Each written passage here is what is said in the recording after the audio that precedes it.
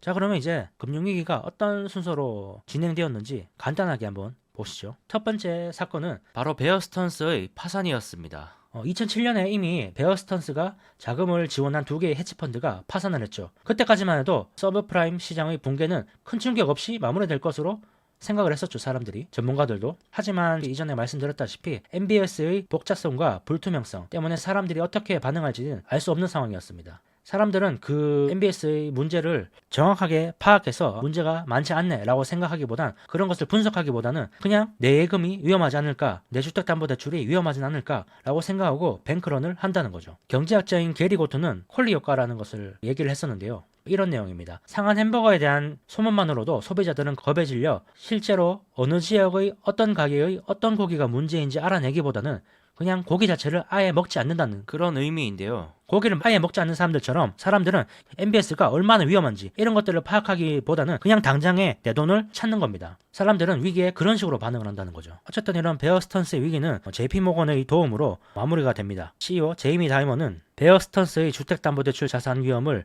연준이 일부 부담해주면 거래를 하겠다고 제안했고, 연준은 그 조건을 승인해서 JP모건 체이스가 베어 스턴스를 인수하는 것으로 베어 스턴스의 위기는 일단 지나가게 됩니다. 이때가 바로 3월 6일이었습니다. 2008년. 그리고 한동안도 괜찮았죠. 그러다가 2008년 9월 7일 페니메이와 프레디맥이 위기에 빠집니다. 이 페니메이와 프레디맥은 좀 구조가 특이한데요. 연방정부가 인가해준 기업이면서 한편으로는 수익성이 좋은 민간 산업이기도 했습니다. 이전에 말했다시피 당시에는 미국인 전부한테 주택을 보유하게 하는 것, 그것이 아메리칸 드림이라는 어떤 그런 공감대가 형성되어 있기 때문에 그것을 돕기 위해서 이런 기관들이 만들어진 겁니다. 이 애초에 탄생부터가 국민들이 주택을 소유하는데 도움을 주기 위한 정책의 일환으로 이런 페니메이와 프레디맥이 만들어진 거죠. 그러면서 이제 이런 문제가 생긴 겁니다. 이익은 기업이 가져가고 위협은 납세자가 따는 전형적인 도덕적 해이를 보여주는 금융기관의 전형이었다고 볼 수 있습니다. 이런 페니메이와 프레디맥이 주택담보대출을 많이 해줘서 돈을 많이 벌면 그 돈은 이 회사가 가지고 그런 주택담보대출이 파산해서 부채를 상환하지 못하게 되면은 그 빚은 정부가 지게 되는 그런 아주 도덕적 해이의 전형인 그런 금융기관이었다는 거죠. 이 두 금융기관에도 결국 위기가 찾아왔고, 정부는 이 두 회사의 경영권을 가질 거라는 얘기를 할 수밖에 없었습니다. 많은 일자리가 사라졌고 회사의 주주들도 대부분 지분을 잃었습니다. 결론적으로 재부분은 이 두 회사에 각각 1,000억 달러씩을 투입해서 MBS의 채무 불이행을 막았죠. 하지만 이제 그 이후 약 일주일 정도 뒤에 리만 브라더스가 위기에 빠집니다. 이 많은 사람들이 리먼 붕괴가 금융위기의 원인인 것처럼 얘기하고 있지만 저자들은 그렇지 않고 결과라고 얘기를 하고 있습니다. 앞서 말한 금융위기의 원인, 그 결과 리먼이 파산하게 된 거죠. 베어 스턴스, 페니메이, 프레디맥 이 기관 모두보다 리먼이 규모가 훨씬 컸습니다. 리먼은 10만 명 이상의 채권자와 90만 건 이상의 파생 계약을 맺고 있었죠. 특히 단기 자금 대출 규모가 베어 스턴스의 2배를 넘었습니다. 만약에 리먼이 시중은행, 일반은행이었다면 연방예금보험공사가 직접 나서서 리먼의 자산을 동결하고 그에 대한 채무 상환을 보증했을 겁니다. 하지만 말씀드렸다시피 규제당국은, 감독당국은 이런 리먼 같은 비은행권 금융기관에 대해서는 그럴 권한이 없었습니다. 때문에 다른 인수자가 필요했죠.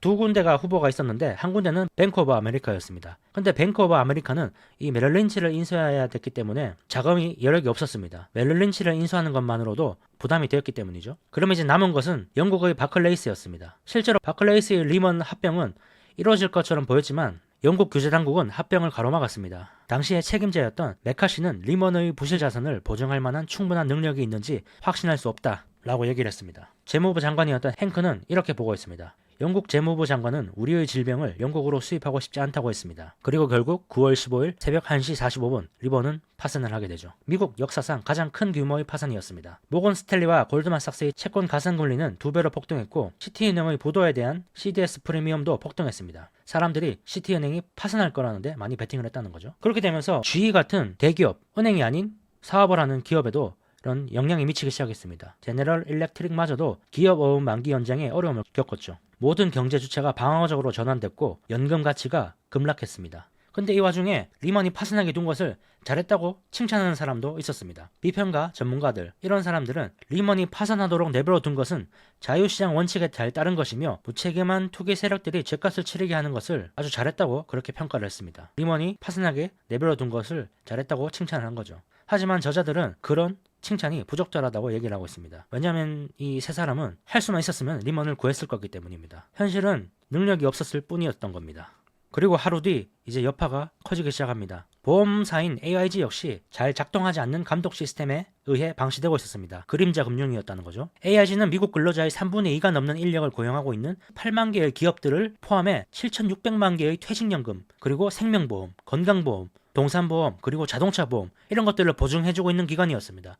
AIG가 파산하게 되면 이 모든 것들이 다 무너지게 됩니다. 실물로 그 위험이 바로 가버리게 됩니다. 150달러였던 주가는 월요일 5달러 아래로 떨어졌습니다. 하지만 역시 그림자 금융이었기 때문에 AIG의 문제들을 해결하기 위해 사용할 수 있는 정책들을 감독당국은 보유하고 있지 않았습니다. 자본을 투입하거나 부채를 보증하거나 자산을 매입할 수도 없는 상황이었죠. 근데 이번에는 다행히 연준이 대출을 해줄 수 있었습니다. 왜냐하면 이 투자은행 리먼 같은 회사들과는 다르게 AIG는 상대적으로 안정적인 수익을 창출할 수 있는 보험 사업 부분을 가지고 있었기 때문에 이 보험을 담보로 대출을 해줄 수 있었다는 거죠.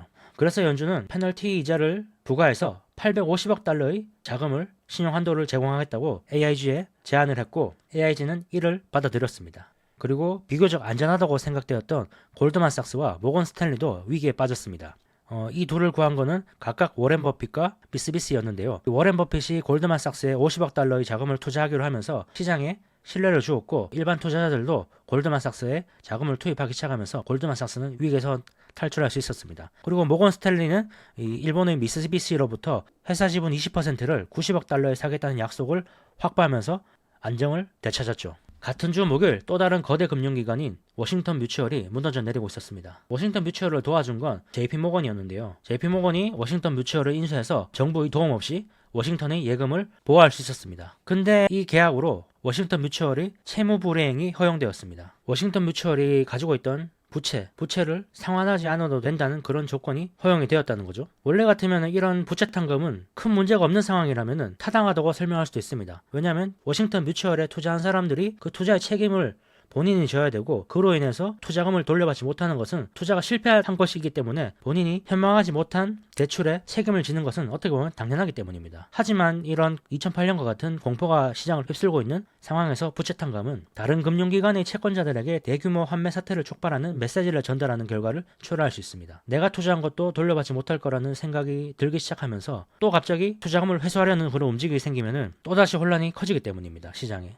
그래서 이 저자들은 채무 불이행 사태를 필사적으로 막으려고 했었죠. 하지만 결국 막지는 못했습니다. 아니나 다를까 다음 날인 9월 26일 미국에서 네 번째로 큰 은행인 와커비어의 대규모 환매 사태로 이어졌죠. 자, 이런 혼란들을 막기 위해서 벤과 헨리는 TARP 법안이라는 것을 이 국회에 제출을 하게 됩니다. TARP 법안이라는 것은 정부가 이 재무부가 7천억 달러 상당의 부실담보부 유동자산을 매입할 수 있는 권한을 주는 그런 법안이었습니다. 7천억 달러라면 어마어마한 금액이죠. 그런 압도적인 법안이 그런 권한이 필요했다고 저자들은 얘기를 하고 있는 겁니다. 근데 그럼에도 하원에서는 이 타프 TARP 법안이 부결되었습니다. 그러면서 S&P 지수가 하루에 9%나 하락해서 1조 달러가 증발해버립니다. 이런 시장의 반응을 보면서 정치권들은 의회는 결국 이 법안을 통과시켰죠. 이 타프 법안의 통과, 이 TARP 법안의 통과, 이 조치가 위기 종식의 시발점 역할을 했다고 최근 얘기를 하고 있습니다. 이러면서 이제 은행권들은 비교적 안정을 찾기 시작했던 거죠. 근데 반면에 충격이 실물 경제로 전이되기 시작했습니다. 성장률은 마이너스 8%를 기록했고 거의 200만 명이 실직하게 됐죠. 이후에 부시 정부에서 오바마 정부로 정권이 넘어갔습니다. 그럼 바뀐 와중에서도 오바마 정부는 행크의 후임자로 팀을 임명함으로써 벤의 정책 기조를 지지해 주었습니다. 쉽지가 않은 결정이죠, 사실. 공화당이 하던 정책들을 민주당에서 계속 이어가기로 했다는 그런 의미이기 때문이죠. 어쨌든 오바마는 후임자로 재무부 장관으로 팀을 임명했습니다. 2009년 1분기에는 은행의 이익이 급증하기 시작했습니다. 하지만 실물 경제는 나아질 기미가 보이지 않았죠. 공포지수는 리먼 사태 직후보다 오히려 높았습니다. 그래서 결국 연준은 2009년 12월 기준금리를 0%까지 내려야 했죠. 그리고 이 0%는 7년간 지속됩니다. 그리고 재무부 장관으로 임명이 됐던 팀은 스트레스 테스트라는 것을 도입하게 됩니다. 은행이 얼마만큼의 위기 대응 능력이 있는지를 테스트하는 것을 스트레스 테스트라고 하는데요. 이때 처음 도입이 된 겁니다. 스트레스 테스트는 은행들의 건전성을 정확히 평가할 수 있었고 테스트 결과 자본이 부실하다고 평가받는 기업은 자본을 공급받을 수 있었습니다. 먼저 민간에서 자발적으로 자금을 조달하고 이게 어려운 경우에는 앞서 통과된 TARP 법안으로 강제적으로 자금을 투입해서 부족한 자본금을 충당시켰습니다. 실제로 연준이 사용한 시나리오는 대공황 때 발생한 손실보다 더 심각한 대출 손실을 상정했을 정도로 상당히 강력했습니다. 2009년 5월 스트레스 테스트 결과가 나왔는데 결과는 생각보다